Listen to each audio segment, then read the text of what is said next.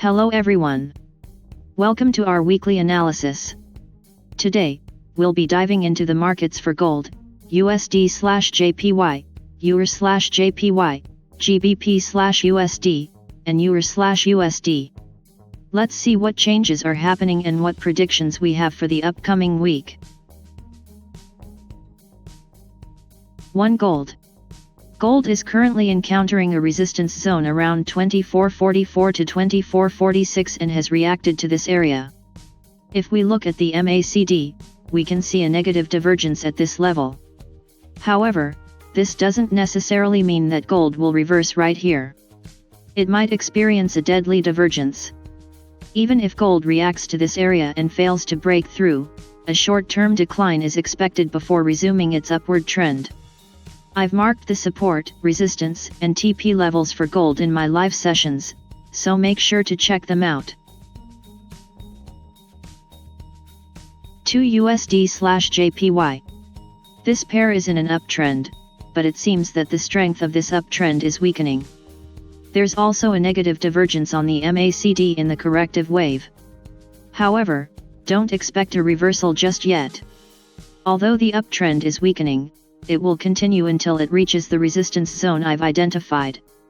After that, if the weakness continues, we might achieve a very good TP. I've marked the resistance zones and subsequent TPS in my live sessions, so be sure to follow them. 3. EUR/JPY. This pair behaves similarly to USD/JPY. Even though the uptrend is very weak, it will continue to the resistance zone I've set. After reaching this zone and observing signs of a reversal and continued weakness in the uptrend, we might see a very excellent and large TP. 4. GBP/USD. The pound is currently following an uptrend and trying to reach the resistance zone. After reaching this area, we expect to see a decline. I've marked the upcoming resistance zone and TPS in my live sessions, so be sure to follow them. 5. EUR/USD. The current uptrend for this pair is weak and it has reached a significant resistance zone. Bearish candles are starting to form, indicating a higher probability of further decline. I've marked the TP levels and resistance zones in my live sessions, so make sure to check them out.